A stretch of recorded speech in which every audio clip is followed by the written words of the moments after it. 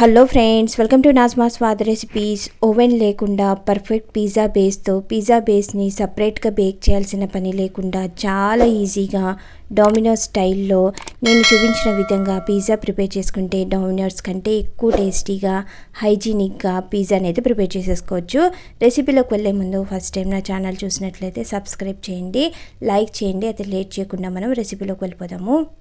ఒక వెడల్పాటి గిన్నె తీసుకుని 1 teaspoon yeast, 1 teaspoon sugar powder వేసుకుని 1/2 కప్పు గోరువెచ్చని వాటర్ వేసుకోవాలి. ఈస్ట్లో వాటర్ వేసుకునేటప్పుడు మరీ వేడిగా కాకుండా అలాగని చల్లగా లేకుండా గోరువెచ్చగా ఉండేలాగా వాటర్ వేసుకుని మంచిగా మిక్స్ చేసుకుని 10 to 15 మినిట్స్ అయితే మంచిగా ఫర్మెంట్ అవనివ్వాలి. 15 మినిట్స్ తర్వాత ఈస్ట్లో ఈ విధంగా నురగలాగా ఫామ్ అయితే కనుక మన పిజ్జా బేస్ చాలా టేస్టీగా ఉంటుంది. అలా కాకుండా నురగలాగా లేకపోతే కనుక పిజ్జా బేస్ అంత టేస్టీగా ఉండదు. 1 కప్పు మైదా, టేస్ట్కి తగ్గట్టుగా సాల్ట్ వేసుకుని ఈస్ట్ కలుపుకునేటప్పుడు వాటర్ వేసుకున్నాం కదా, ఆ వాటర్ అంతా పిండిలో బాగా కలిసేలాగా మంచిగా మిక్స్ చేసుకున్న తర్వాత కొద్దిగా వాటర్ వేసుకుని పూరీ పిండిలాగా గట్టిగా కాకుండా చపాతీ పిండి కన్నా ఇంకొద్దిగా సాఫ్ట్గా ఉండేలాగా కొద్దిగా వాటర్ వేసుకుని సాఫ్ట్గా మిక్స్ చేసుకున్న తర్వాత కొద్దిగా బటర్ వేసుకుని మనం వేసుకున్న బటర్ అంతా పిండికి బాగా పట్టేలాగా ఒక 5 మినిట్స్ అయితే మంచిగా ఒత్తుతూ మిక్స్ చేసుకోవాలి.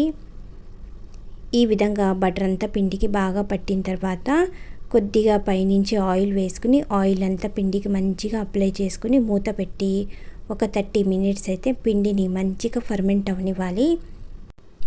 30 మినిట్స్ తర్వాత పిండి బాగా పొంగి మంచిగా ఫర్మెంట్ అయిన తర్వాత మళ్ళీ ఒకసారి పిండిని మంచిగా ఒత్తుతూ మిక్స్ చేసుకోవాలి. ఇంత టైం అని కాదు, కానీ మన పిండి ఎంత బాగా ఒత్తితే మన పిజ్జా బేస్ అయితే అంత ప్లఫీగా చాలా టేస్టీగా ఉంటుంది. టైంలో కావాలనుకుంటే ఒక 10 to 15 మినిట్స్ అయితే పిండిని ఈ విధంగా మంచిగా ఒత్తుతూ మిక్స్ చేసుకున్న తర్వాత నేను ఇక్కడ పిండిని అయితే 2 పార్ట్స్ కింద డివైడ్ చేసుకున్నాను. ప్యాన్ సైజుని బట్టి ఒక పెద్ద సైజు, ఒక చిన్న సైజు అయితే పిండిని ఈ విధంగా డివైడ్ చేసుకున్న తర్వాత పిజ్జా బేస్ని స్ప్రెడ్ చేసుకునేటప్పుడు ఎల్లో కలర్లో ఉండే మొక్కజొన్న పిండిని అయితే వాడతారు. అది నా దగ్గర లేకపోవడం వల్ల నార్మల్గా ఇంట్లో యూజ్ చేసే సన్నటి బొంబాయి రవ్వని ప్యాన్లో మంచిగా స్ప్రెడ్ చేసుకున్న తర్వాత పిజ్జా బేస్ని మంచిగా స్ప్రెడ్ చేసుకోవాలి. పిజ్జా బేస్ స్ప్రెడ్ చేసేటప్పుడు మరీ మందంగా కాకుండా అలాగని పల్చగా లేకుండా మీడియంగా ఉండేలాగా మంచిగా స్ప్రెడ్ చేసుకుని అంచులకి కొద్దిగా లావుగా ఉండేలాగా స్ప్రెడ్ చేసుకున్న తర్వాత ఫోర్క్తో మంచిగా హోల్స్ పెట్టుకోవాలి. నేను ఇక్కడ రెడీమేడ్ పిజ్జా సాస్ని అయితే యూజ్ చేస్తున్నాను. ఈ పిజ్జా సాస్ మార్కెట్లో చాలా ఈజీగా దొరుకుతుంది. అలా మీకు పిజ్జా సాస్ దొరకకపోతే కనుక హోమ్మేడ్ పిజ్జా సాస్ కావాలని కమెంట్ చేస్తే నేను రెసిపీ ప్రిపేర్ చేసి కంపల్సరీగా పోస్ట్ చేస్తాను. ఈ విధంగా పిజ్జా సాస్ మంచిగా స్ప్రెడ్ చేసుకున్న తర్వాత నేను ఇక్కడ ప్రాసెస్ చీజ్ అయితే యూజ్ చేస్తున్నాను. మీ దగ్గర మోజరెల్లా చీజ్ ఉంటే కనుక మంచిగా స్ప్రెడ్ చేసుకుని పైనుంచి ఆరిగానో, చిల్లీ ఫ్లేక్స్ వేసుకుని బేసిక్గా అందరి ఇళ్లలో ఉండే 3 రకాల వెజిటేబుల్స్ అయితే తీసుకున్నాను.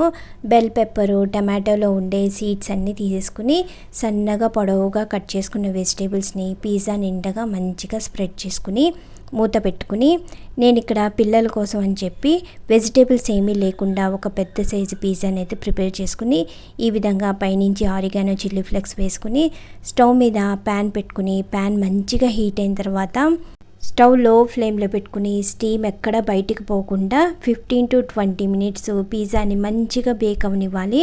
20 మినిట్స్ తర్వాత పిజ్జా మంచిగా బేక్ అయిందో లేదో చెక్ చేసుకున్న తర్వాత పిజ్జా కట్టర్తో మంచిగా కట్ చేసుకుని ఈ హాలిడేస్లో చాలా ఈజీగా ఇంట్లోనే పిజ్జాని అయితే ప్రిపేర్ చేసుకుని తినేయచ్చు. నా రెసిపీ నచ్చినట్లయితే మీరు ఇంట్లో ఒకసారి కంపల్సరీగా ట్రై చేసి ఎలా వచ్చిందో కూడా కమెంట్ చేయండి. Thank you for watching.